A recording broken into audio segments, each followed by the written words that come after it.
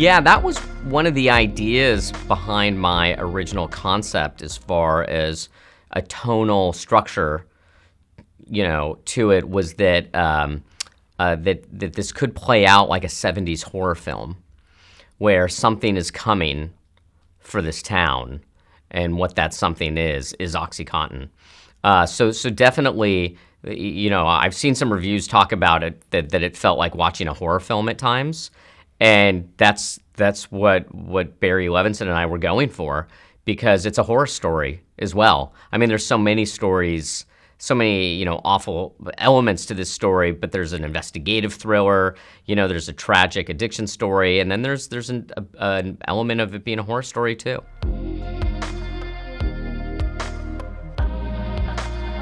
Yeah, I think in 2005, 2006.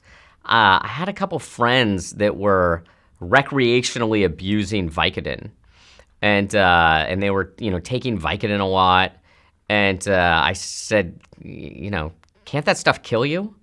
And I remember one of them said, no, that's OxyContin. We won't do OxyContin. We'll just take Vicodin, and yeah, and then from there, I just started to hear more about OxyContin. But it really blew up in a news story, 2014-15. It started becoming a much bigger story. I think the word opioid crisis started becoming prevalent, and then the Sackler involvement and tie-in to it really exploded in 2017. There was a New Yorker article by Patrick Radden Keefe that turned the Sacklers into a national news story for their culpability and responsibility for all of this. And that's when I was brought to this, when I first started diving into the story, was, 3 or 4 months after that article came out. A producer came to me, John Goldwyn, and said, is there a movie here with the Sacklers? And I started researching, and I said, I think it's a limited series, and I think it's a lot bigger than just the Sacklers.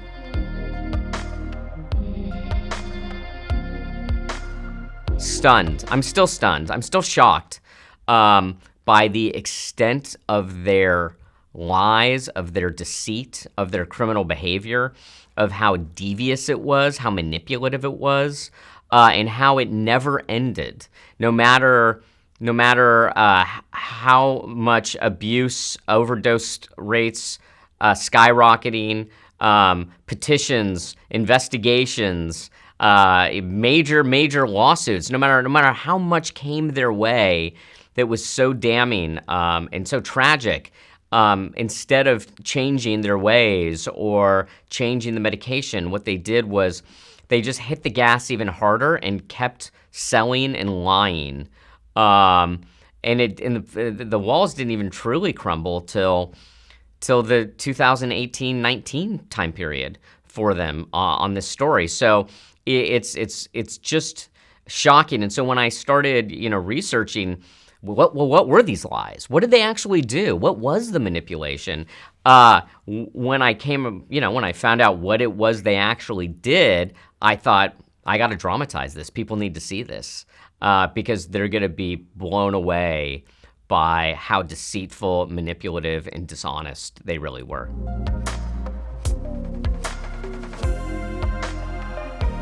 No, not at all. I just started, once I realized how much information there was and how many years I wanted to cover, I went back to John Goldwyn and I said, I think it's too big for a movie. I think it's a limited series. And his response was, great, let's do that. And limited series has become one of the more talked about forms of entertainment in the United States in the last 4 or 5 years. The sort of some of the most popular pieces of entertainment have been limited series, even more so than movies. Movies have now become mostly the realm of Marvel and big budget action. Not that it hasn't been like that for a long time, but sort of the mid-level drama is getting so hard to make that there's so few of them now. And so that's how you end up seeing people switching to limited series instead. And so you end up with these great shows like, The Queen's Gambit and Mare of Eastwood and stuff that probably normally could have been a movie is now getting made in a big, exciting way is a limited series. So it didn't feel like a step down at all. switching it from a movie to a limited series, it felt like a huge step up if we could get it made. We thought this might be tougher to get made because who knows if one of these major studios is going to want to tackle the subject matter. But we were very fortunate to find an incredible partner in Hulu and Disney that they wanted to do it.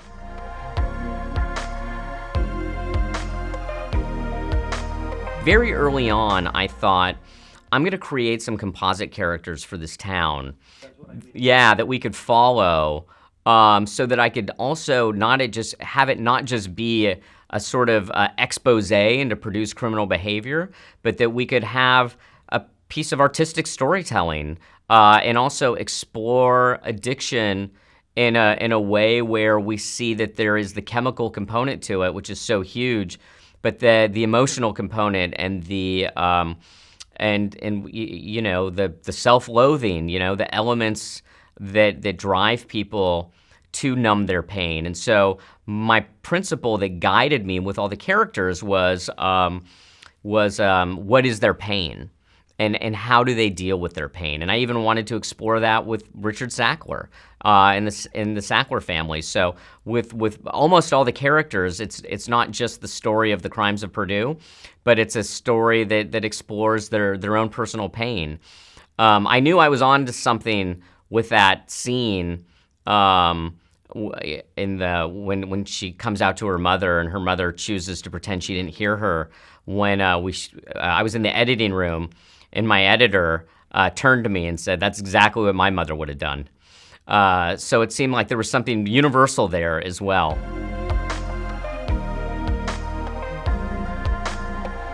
Well, it makes things a lot easier for sure when you've got just this incredible actor. I mean, his performance is one of the best I've ever had in one of my projects, and I've had incredible performances in my projects over the years with the best actors working, and it's a really poignant, powerful, dynamic performance. And you know, you got a lot more to go since you've seen the first three. Yeah. Things start to take a dramatic turn. Yeah, with that character in particular, there's a reason why Michael is such an icon and a legend. He's a terrific guy too, but the work itself is really something to behold.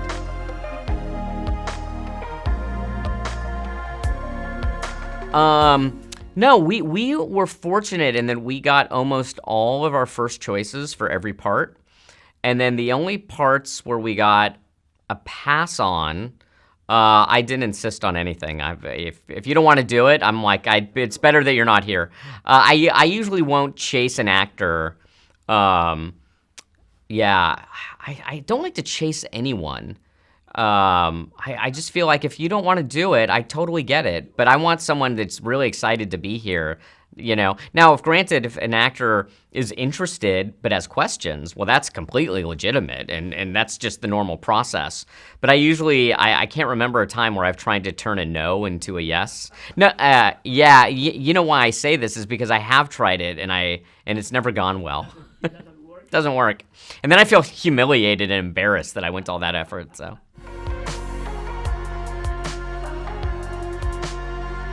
Well, when I took the project out, I had this best-selling book attached to it.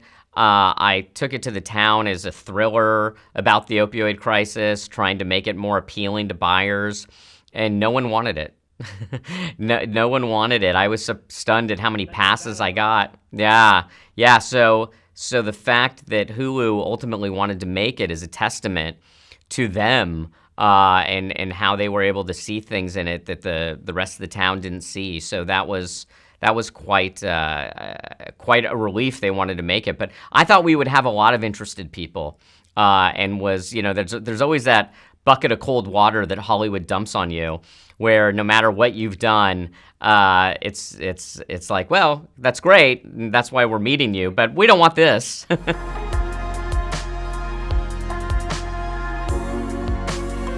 Well, in this case, it was shooting during a raging pandemic with no vaccine in sight. It's unlike anything any of us have ever dealt with. And now that there is a vaccine and we've all had it for quite a while, I mean, I guess you don't forget exactly what the pre-pandemic life was, but I don't really think about it that much. And so to think about how we all flew to Virginia, how in masks and shields we had this big crew, this big cast that were willing to risk their health to tell this story. It's quite. I'm quite inspired by the people I got to work with on this, and it was unlike anything any of us have ever dealt with.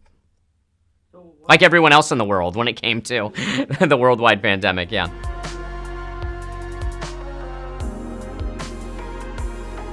Yeah, and I think what you're saying is partly why this crisis became a crisis, is because that the people that were the victims of it and that were suffering from addiction and opioid use disorder were people in regions and areas that are often ignored and no one cared about. And then eventually this drug started spreading to the rest of the country, and now isn't just in rural regions. But because of that, I think that was how this has gone on so long and how it became as big as it did. And I think maybe that there were, institutions whose job it is to protect the country. Maybe they were a little more lax or a little more indifferent because of who was being affected in 2000, 2001, 2002 during that time period.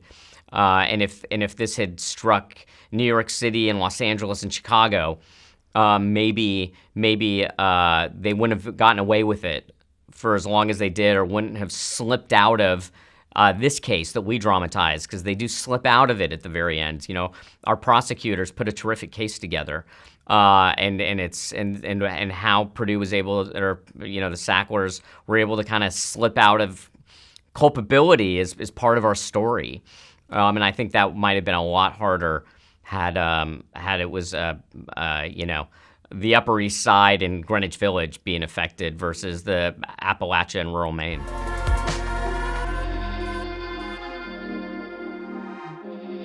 Yeah. I mean, I could see how this could happen. I don't think it's a once in a lifetime convergence of events, and in fact, this has repeated itself. This happened with heroin when it first came on the market in the late 1800s. And it was, marketed as safe. Yeah, I think they marketed it you could give to babies that are teething.